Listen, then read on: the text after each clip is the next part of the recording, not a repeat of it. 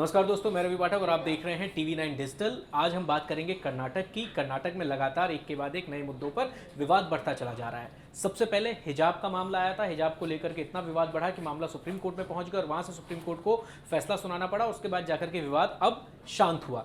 अब जो है बाइबल को लेकर जो है बखेड़ा खड़ा हो गया है। सबसे पहले आप खबर समझिए कि खबर क्या है। ये जो मेरे पीछे आप स्कूल की तस्वीर देख रहे हैं, इसका नाम है क्लेरेंस हाई स्कूल।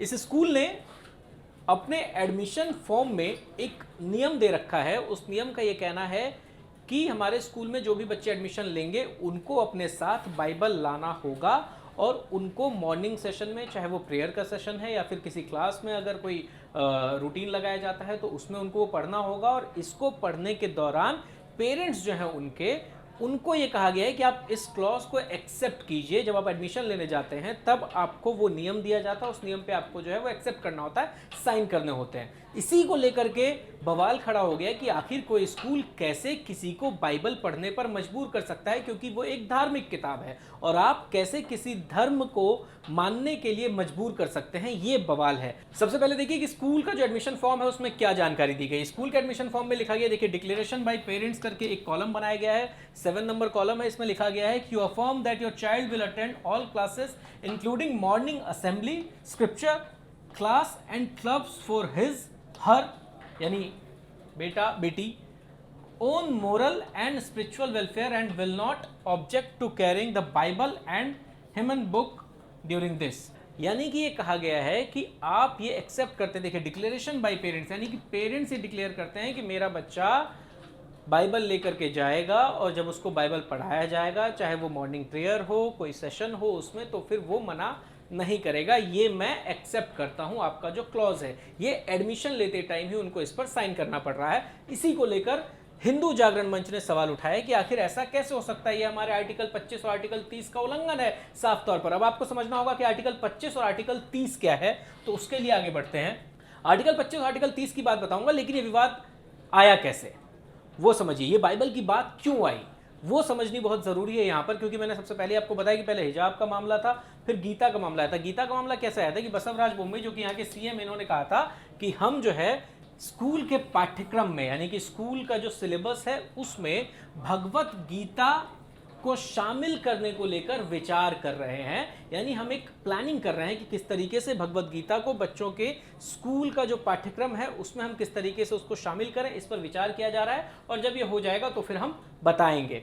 गुजरात में तो 6 से 12 तक जो है भगवत गीता को शामिल करने की जो है ये योजना बना ली गई थी, उसकी जानकारी दे दी गई थी पहले ही। तो इसी के बाद जो है अब ये हो गया है कि जब गीता तो फिर बाइबल क्यों नहीं, और इसीलिए अब ये बाइबल का विवाद आया है। कैसे वो अब समझिए। अब जो मैंने आपको बताया कि आर्टिकल 25 और आर्टिकल 30 का यहां पर जिक्र किया गया है कि ये जो भी बात हो रही है कि आप स्कूल में बाइबल पढ़ाने की बात कर रहे हैं, मजबूर कर रहे हैं बाइबल पढ़ने के लिए, आप पेरेंट्स से सिग्नेचर मांग रहे हैं कि आप उनको मना नहीं करेंगे अपने बच्चे को, तो ये जो है आर्टिकल 25 और आर्टिकल 30 का उल्लंघन है। तो अब आप समझिए कि आर्टिकल 25 और आर्टिकल 30 है क्या। और आर्टिकल 25 से ज्यादा जरूरी आपके लिए समझना है आर्टिकल 30, तभी आपको समझ में आएगा कि आर्टिकल 25 क्या है। और आर्टिकल 30 को समझने से पहले आप आर्टिकल 29 समझिए, क्योंकि आर्टिकल 30 जो है वो 29 से जुड़ा हुआ है। देखिए, आर्टिकल 30 आपको तभी समझ में आएगा जब पहले आर्टिकल 29 आपको पता होगा।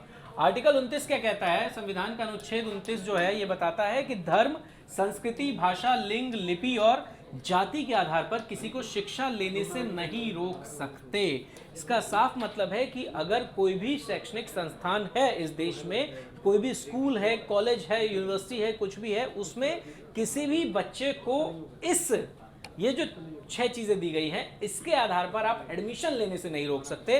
ठीक है, ये चीज समझ में आती है कि भेदभाव नहीं हो सकता किसी को, क्योंकि किसी सबको समानता का अधिकार दिया गया है। लेकिन इसके आगे आप समझिए कि जब आर्टिकल 29 हुई तो यहां पर एक दिक्कत ये आई थी कि जब इस आर्टिकल को शामिल किया जा रहा था संविधान में, तो संविधान सभा में इसका जब जिक्र किया गया तो वहां पर इस पर चर्चा हुई, क्योंकि हर आर्टिकल पर चर्चा होने के बाद ही उसको शामिल किया गया था। तो इस पर चर्चा हुई तो यहां पर यह कहा गया कि ठीक है, आप किसी को रोक नहीं सकते, लेकिन जब अलग संस्कृति का बच्चा, अलग भाषा बोलने वाला बच्चा या अलग जाति का बच्चा जब उस स्कूल में एडमिशन ले लेगा तो वहाँ पर ऐसा हो सकता है कि जो बहुसंख्यक हैं या फिर जो एक संस्कृति के ज़्यादा बच्चे हैं, तो वहाँ पर अगर कोई 2-4 बच्चे वैसे आते हैं या एक बच्चा वैसा आता है, तो हो सकता है कि उसको बड़ा अजीब लगे, उसको अनकंफर्टेबल फील हो, वो उन लोगों के बीच में ना पढ़ पाए, क्योंकि बच्चे हैं, उनको आप समझा नहीं सकते। हो सकता है कि वो किस तरीके से उनके साथ जो है व्यवहार करें, कैसे वो उनको ट्रीट करें, जो उनसे थोड़ा सा अलग दिखता है, उनसे अलग भाषा है या उनसे थोड़ा सा अलग जो है उसका पहनावा है, रहन सहन है, तो हो सकता है कि उसको वो अच्छा ना लगे, तो वो उस स्कूल में पढ़ना पसंद ना करे। ऐसी सिचुएशन में क्या किया जाएगा? तो यहीं पर जो है आर्टिकल 30 लाया गया। आर्टिकल 30 ये कहता है, ये अल्पसंख्यकों को अधिकार देता है कि अल्पसंख्यकों को भाषा और धर्म के आधार पर अपना शैक्षणिक संस्थान खोलने का अधिकार है।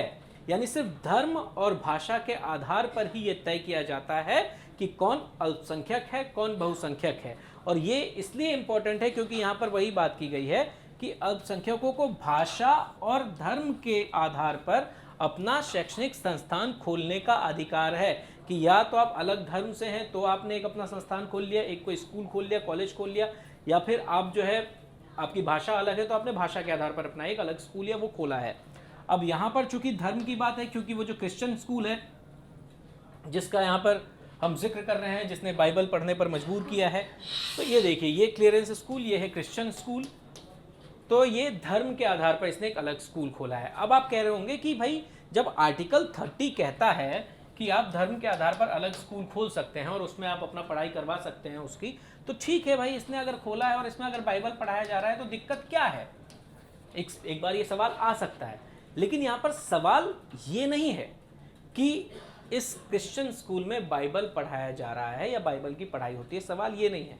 सवाल यहाँ ये है कि ऐसा नहीं है कि इस स्कूल में सिर्फ क्रिश्चियन बच्चे ही पढ़ते हैं, यहाँ पर और भी धर्मों के बच्चे पढ़ते हैं, तो उनको क्यों कहा जा रहा है कि आप भी बाइबल लेकर आएंगे और आप भी बाइबल पढ़ेंगे? ऐसा क्यों, मजबूर क्यों किया जा रहा है किसी और धर्म की किताब पढ़ने के लिए? सवाल यहाँ ये है, और इसीलिए कहा जाता है कि यहाँ पर आर्टिकल 25 का उल्लंघन है।